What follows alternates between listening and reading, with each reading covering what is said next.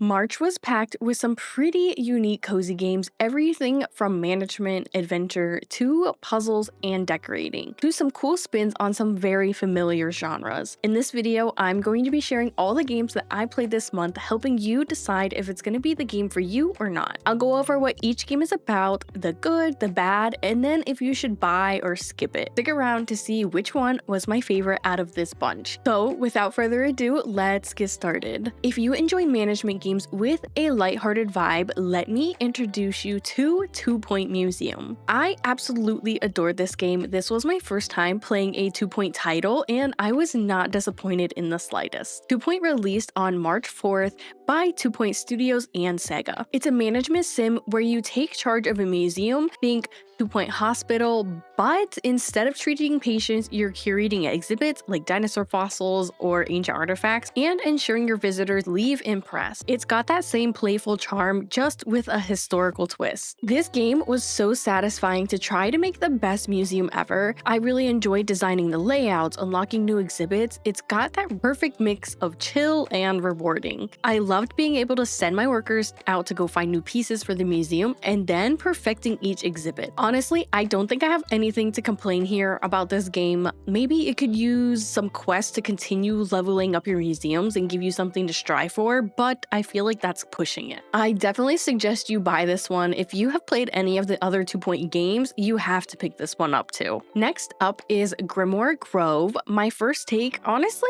I was not sold. Grimoire Grove released as well on March 4th by Stardust. It's a cozy-ish dungeon crawler game blending plant management with a sprinkle of magic. It's got a unique twist that sets it apart from your typical farm sims, leaning into something a little bit more mystical. You manage plants and magic to grow cute plant creatures. I've got to give it props for trying something fresh here. It's not just another cozy clone. For me, it played a lot better on my Steam Deck than it did on my PC as well. It was just a less headache from the character bouncing around. This was its redeeming part for me. My first go was an absolute buggy mess, and even after retrying it, this game just felt so tedious and it just was not very fun for me. It honestly was more stressful trying to get the little creatures to get off of me to plant them into the ground. I guess I just was expecting something different here, maybe something a little bit more chill, and I do need to caution you, for anybody who is like me and gets motion sick, the character bouncing around definitely hurt my eyes and made me a bit sick. So if I had to suggest to buy or skip this one, personally for me, I say skip unless you're dying for something that's entirely different and you don't really get motion sick. Now for Spilt Fiction was one of my most anticipated games this year, and I couldn't stop grinning from ear to ear the whole time I was playing it. Spilt Fiction released on March 6th by Hazelight Studios. It is a co-op adventure bursting with variety. Think It Takes Two, but cranked up with even more flashier moments. You and a friend dive into these wild scenarios, from epic chases to goofy puzzles, all tied together with this slick teamwork. This game is amazing. It's just pure fun from start to finish. This game just kept me hooked. Every level had me in awe at just how amazing all these worlds were created and just looked. Hazelight absolutely delivered with this game. And again, I have honestly nothing to complain about. Maybe that you can only play in co-op and it can be a little bit difficult at times, but that's just being a little nitpicky, to be fair. Now, if you had to buy or skip this one, I 1000% say buy this game, especially if you have a gaming partner and you enjoyed playing It Takes Two.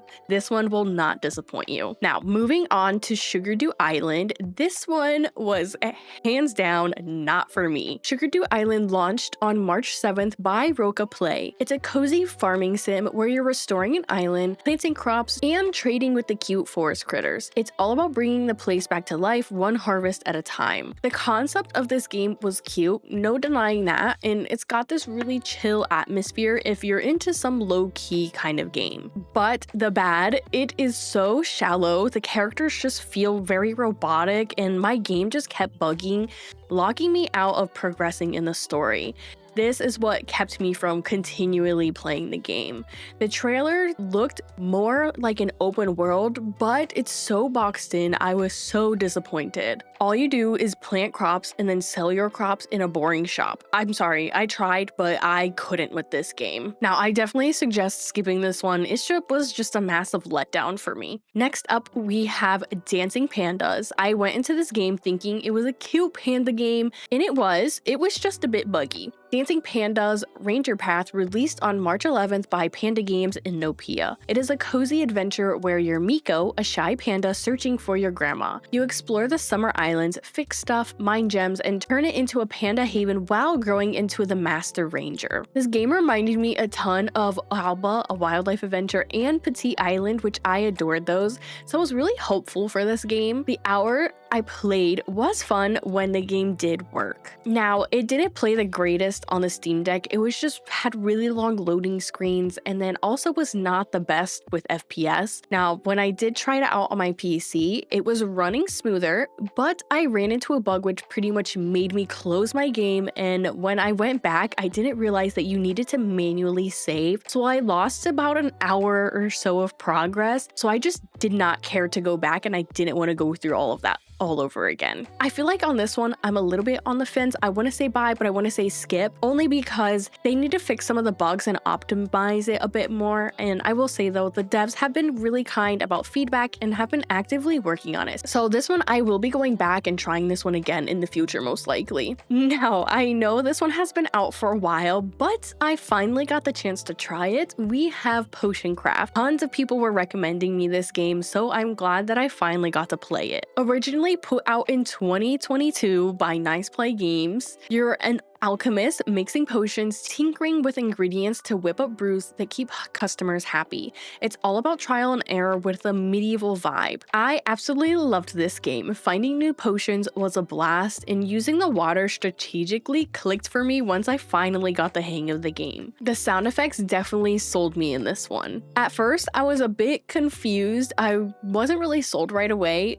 and it could be a tad frustrating when you're looking for a specific potion and you just don't know what way to go, or you just don't have the right supplies. But honestly, that's my only complaint. This game was just so enjoyable for me. I definitely recommend you buy it. It's honestly one that I have been missing out on for a long time. Moving on, we have Call of Boba. I played this game a little bit back with the demo in Steam's Next Fest, and it was really cute. Call of Boba released in early access on March 10th by Comatose. I hope I'm pronouncing that correctly. It is a relaxing game where you save a struggling boba tea shop in a cozy town, crafting killer drinks to draw in customers. At night, it gets wild where you're fighting enemies with a boba tea weapon, unlocking new recipes, and bonding with quirky town folks at your own pace. This game was so cute, and I absolutely loved the vibrant pixel art, and the decor in this game was top notch. I love the concept of running a little boba shop, plus they have a solid roadmap on what's to come in the game. I loved the sleeping mechanic where you fight battles with a little boba gun in your sleep. That was really fun and unexpected. Now, I will say the controls are a bit weird. Pressing F non-stop gave me a cramp, and it definitely needs a little bit more polish, but it is an early access, so we will give it some grace. So I definitely will say buy it if you're cool with early access growing pains. There is a lot of potential here in this game, and I genuinely can't wait to see how this game develops over time. If you enjoy puzzle games, you'll definitely want to hear about Ringos Roundup. This game definitely surprised me. It was released on March 13th by Cert and Red Deer Games. It is a cozy puzzle adventure where you guide Ringo, a fluffy bunny postman, on his mail route. You'll plan his path by placing effect tiles like jumps or portals to grab envelopes and hit the mailbox. You'll be solving puzzles full of twists with clever combos. This game was really cool and engaging. It definitely got my brain working, and I loved that. I really liked being able to control where you place all of the tiles. There's not much bad in this game for me, besides it making me feel really dumb at times. That just means that it was a really good puzzle game. Now, I definitely say buy. For being $10, it is definitely worth a look. So So I'm not a big farming sim person,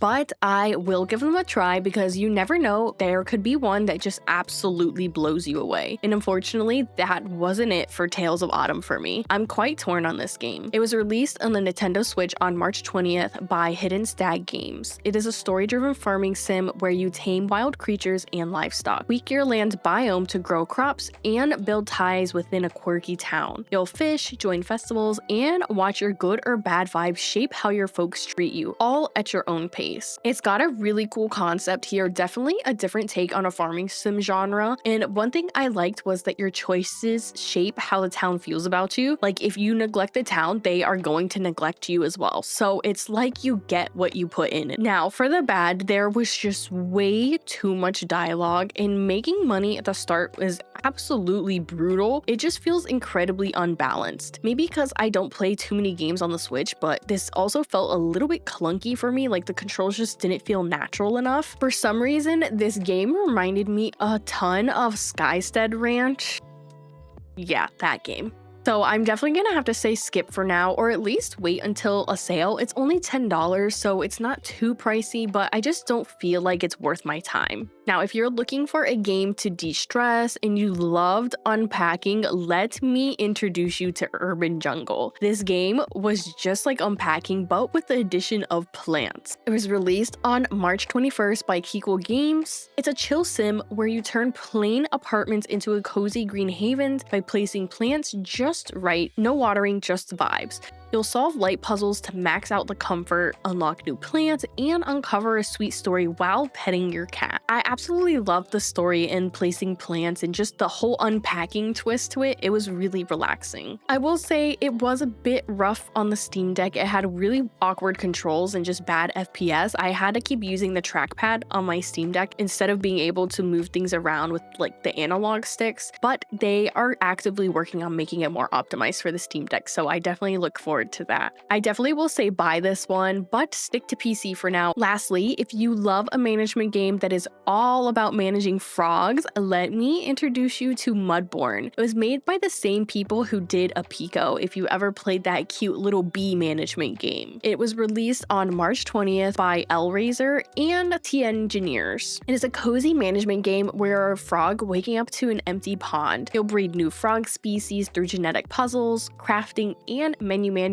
to restore the population. You'll be hopping between walking and dreaming worlds to uncover secrets and save the day. This game was incredibly cute, and figuring out the frog combos was fun. Displaying them was also a really nice touch. I was just having a fun time figuring out how to find certain mushrooms or where I needed to go next. It was the grindy parts in this game just kept me coming back for more. But I will say it can be a little bit too in-depth and confusing at times. I honestly kept having to Google stuff, and I just felt so dumb when I couldn't figure out how to breed a certain frog, and I got frustrated at a time where I had to put down the game. But oddly enough, I still definitely would say to buy this game because it has so much to offer for only being $8. That's insane. Now, if I had to pick a top 2 games, it would definitely be Spilt Fiction and Mudborne. Something about them both just really made them stand out and keep me thinking about them long after I played them. There were some really good games that came out this month, and I'm really happy about that. Then there was others that just need, a little bit more time in the oven, and that's okay. But that wraps it up for all of the cozy games that I played this past month, and I want to hear what your top 2 games in this month were. Leave them in the comments down below. I hope that you found this video helpful and gave you some nice advice on whether you should pick these up or not. And if it did, don't forget to like and subscribe for more cozy gaming content, and until next time, so happy gaming.